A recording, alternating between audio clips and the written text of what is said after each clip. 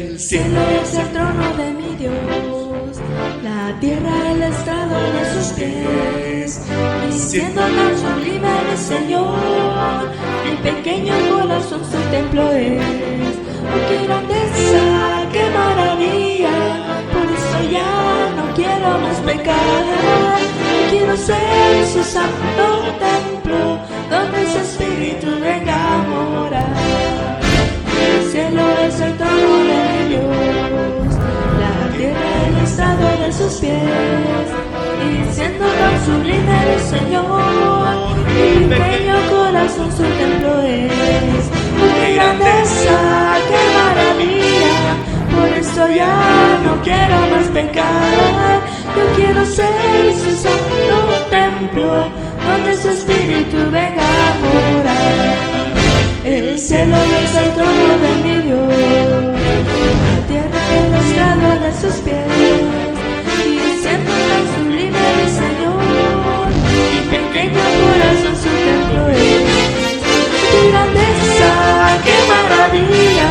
Por eso ya no quiero más pecar. Yo quiero ser su santo templo, donde su espíritu venga a morar.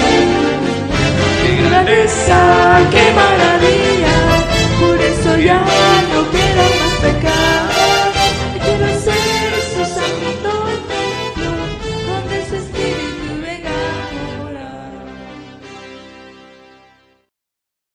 Fueron pues acabados los cielos y la tierra y todo el ejército de ellos. Y acabó Dios en el día séptimo la obra que hizo, y reposó el día séptimo de toda la obra que hizo. Y bendijo Dios al día séptimo, y lo santificó, porque en él reposó de toda la obra que había hecho en la creación. Mateo capítulo 25, versículos 31 al 46 dice: Cuando el Hijo del Hombre venga en su gloria, y todos los santos ángeles con él, entonces se sentará en su trono de gloria. Y serán reunidas delante de él todas las naciones, y apartará los unos de los otros, como aparta el pastor las ovejas de los cabritos. Y pondrá las ovejas a su derecha, y los cabritos a su izquierda. Entonces el rey dirá a los de su derecha: Venid, benditos de mi Padre, heredad el reino preparado para vosotros desde la fundación del mundo. Porque tuve hambre y me diste de comer, tuve sed y me diste de beber, fui forastero y me recogisteis. Estuve desnudo y me cubristeis, enfermo y me visitasteis, en la cárcel y vinisteis a mí. Entonces los justos le responderán diciendo: Señor, ¿cuándo te vimos hambriento y te sustentamos, o sediento y te dimos de beber? Y cuando te vimos forastero y te recogimos, o desnudo y te cubrimos. ¿O cuándo te vimos enfermo o en la cárcel y vinimos a ti? Y respondiendo el rey, les dirá: De cierto os digo que en cuanto lo hicisteis a uno de estos mis hermanos más pequeños, a mí lo hicisteis. Entonces dirá también a los de la izquierda: apartados de mí, malditos, al fuego eterno preparado para el diablo y sus ángeles. Porque tuve hambre y no me disteis de comer, tuve sed y no me disteis de beber. Fui forastero y no me recogisteis, estuve desnudo y no me cubristeis, enfermo y en la cárcel y no me visitasteis. Entonces también ellos le responderán, diciendo: Señor, ¿cuándo te vimos hambriento, sediento, forastero, desnudo, enfermo o en la cárcel y no te servimos? Entonces les responderá, diciendo: De cierto digo que en cuanto no lo hicisteis a uno de estos más pequeños, tampoco a mí lo hicisteis. E irán estos al castigo eterno, y los justos a la vida eterna. Buenas tardes, abuelita. Hola, hijitas, ¿cómo están? ¿Cómo las he extrañado? ¿Cómo les va? ¿Cómo les ha ido en la escuela? Yo quiero contarte algo, abuelita. ¿Qué pasó, hijita? Cuéntame. Siéntense. ¿Qué pasa, hijita? Cuéntame. Quiero contarte que hay una compañera que me trata muy mal. Fíjate, abuelita, que me pega, me quita la comida y me molesta mucho. Hace unos días yo estaba jugando en el columpio de la escuela y ella me empujó y me caí. Quiero contarles una historia acerca de lo que te está pasando a ti. Precisamente he estado leyendo sobre este hombre. Este hombre tuvo 12 hijos varones y el penúltimo de ellos se llamaba José. Pero los hermanos de José lo envidiaban y lo trataban muy mal porque José tenía sueños, porque Dios tenía un propósito para José, pero nadie lo sabía. Era tanto el odio que le tenían a José que querían matarlo, querían desaparecerlo y lo lanzaron a un pozo para que muriera ahí de hambre y de sed. Pero en ese momento iban pasando un grupo de vendedores y a uno de los hermanos de José se le ocurrió: vendamos lo mejor. Y lo vendieron a este grupo de vendedores y fue llevado y vendido como esclavo en Egipto. Luego, un tiempo después, fue metido a la cárcel injustamente, sin haber hecho ningún daño. Y estuvo en la cárcel mucho tiempo. Nadie se acordó de José. Abuelita, ¿y los hermanos de José se burlaban de él? Sí, hijita, se burlaban de él, porque José tenía sueños y siempre le llamaban el soñador. Era la forma como él lo trataba y se burlaban constantemente de él. Abuelita, ¿y José se quedó en la cárcel? Muy buena pregunta. No, José no se quedó en la cárcel. El rey de Egipto tuvo un sueño y mandaron a llamar a José. Lo sacaron de la cárcel, cambiaron sus vestidos de preso y se presentó ante Faraón. Y Dios le reveló el significado del sueño a José. Faraón nombró de gobernador a José. Y así Dios cumplió la palabra que le había dado a José, por medio de los sueños que él había tenido estando en la casa de su padre. Los hermanos de José fueron el medio que Dios utilizó para cumplir el plan que Dios tenía para José. Todos los maltratos que sufrió José, las burlas, los golpes, las palabras que escuchaba de sus hermanos desagradables, y ser vendido por sus propios hermanos y llevado a Egipto como un esclavo y ser echado en la cárcel como un malhechor. Todo eso que sufrió sirvió para terminar el plan que Dios tenía para José. Hijita mía, tal vez todo lo que tú estás sufriendo hoy, maltrato, burlas, golpes, algún propósito tiene Dios para tu vida y que puedas aprender de la lección que nos da José. Que José perdonó a sus hermanos a pesar de todo el daño que le causaron.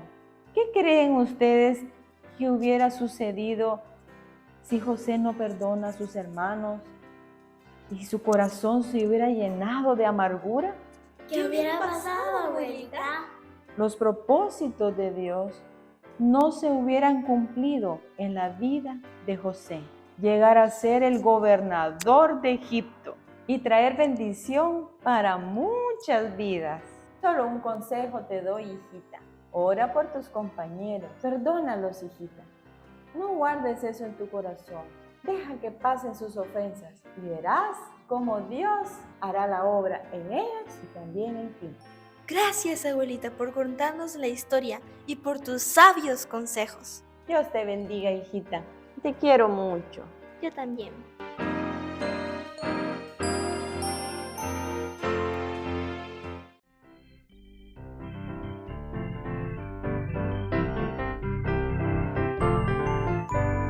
Hemos encontrado la séptima joya de nuestro viaje y se encuentra en Proverbios 19:11. Dice, la cordura del hombre detiene su furor y su honra es pasar por alto la ofensa. Y llegamos al séptimo día de la creación, el reposo de Dios. Muchos creen que Dios estaba cansado de la obra que había hecho. En verdad, fue una obra maravillosa, sublime, grande, perfecta. Pero eso no quiere decir que se cansó. Dios es espíritu, no puede sentir algo físico, una sensación física. Ya vimos desde el día 1 hasta hoy que cada día tiene un significado espiritual para nuestra vida, que es un camino o un proceso. También lo podemos ver como una carrera. Cuando un atleta participa en un campeonato y está ahí corriendo, él al salir, lo único que tiene en mente, no le importa nada más, solo llegar a la meta. Como cristianos, nuestra meta es llegar al reposo de Dios. Desde el día 1, el plan de Dios es que lleguemos a la meta. Pero para entender un poquito mejor, leamos lo que dice el escritor del libro de Hebreos, capítulo 4, y leamos unos versículos ahí. Pero los que hemos creído, entramos en el reposo, de la manera que dijo. Por tanto, juré en mi ira, no entrarán en mi reposo, aunque las obras suyas estaban acabadas desde la fundación del mundo.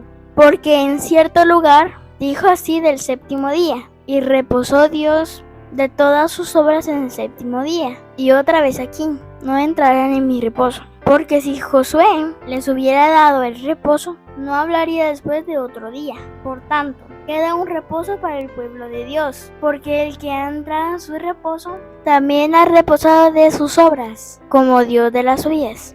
Así nosotros debemos de reposar, de hacer nuestras obras. Las obras que el Padre hace son para bien, pero las obras que nosotros hacemos son obras de la carne. Pecamos y es eso lo que debemos dejar de hacer. Jesús tuvo muchos problemas con los conocedores, con los estudiosos de la ley por el día de reposo, porque ellos creían que solo era dejar de hacer algo, pero eso no es lo que realmente el Señor quería dejarnos. Dios quería que viéramos más allá de lo que solo es reposar físicamente. Él quería mostrarnos que debemos de dejar de hacer lo que nos gusta, dejar de hacer aquello que nos satisface, que satisface la carne, nuestros deseos pecaminosos. Es muy curioso que el ejemplo que tenemos más claro acerca del día séptimo lo encontramos en la vida del penúltimo hijo de Jacob, el penúltimo hijo varón, José. Lo más notorio de la vida de José es los sueños que él tuvo acerca de cosas que iban a pasar más adelante y el menosprecio que sufrió de sus hermanos, las burlas y todo lo que tuvo que pasar a manos de sus hermanos hasta llegar a querer matarlo. Pero es seguro que José vivió un calvario, vivió cosas muy duras, situaciones muy duras con sus hermanos. Es verdad, Dios tenía un plan para José, pero en ese momento José no lo sabía. José tenía mucho miedo, tal vez había rencor, amargura en su corazón al inicio, cuando comenzó a recibir esos tratos duros. Cuando José tuvo el poder para vengarse de ellos, él los perdonó y aceptó el perdón de ellos. Uno de los hijos de José se llamaba Manasés y representaba lo que había pasado en su vida. Manasés significa olvido. Mucha gente no puede olvidar lo que le hicieron en el pasado. No puede perdonar y eso hace que no avancen en su caminata. Está comprobado científicamente que la falta de perdón produce serios daños a la salud física. Cuando perdonamos, soltamos. El Salmo 66, 12 dice: hiciste cabalgar hombres sobre nuestra cabeza. Pasamos por el fuego y por el agua y nos sacaste a la abundancia.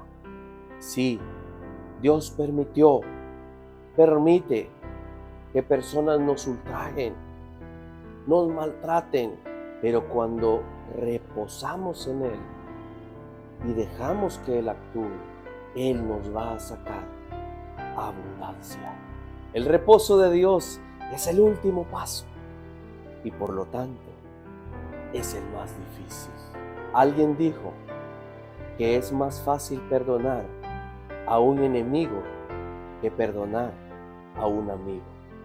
Pero si tomamos del Señor esos tratos, viendo el galardón, el premio, la meta que está delante de eso, vamos a poder decir: sí, Señor, voy a aguantar a mi hermano, voy a aguantar lo duro que me están tratando. Has dejado que hombres cabalguen, que se pasen sobre nuestra cabeza, que nos humillen, pero es para sacarnos abundancia. Hay una meta, hay un premio para aquel que llegue hasta el final, hasta el séptimo día. Y le damos gracias al Señor porque nos ha fortalecido, nos ha dado ánimos para continuar con estos programas y, como hemos dicho, nuestro anhelo es poder ser de bendición. En el próximo programa tendremos un repaso de lo que hemos visto y así podremos ver cómo es este camino, estos 7 días en la vida del cristiano. Les esperamos nuevamente el próximo día sábado. Que el Señor les bendiga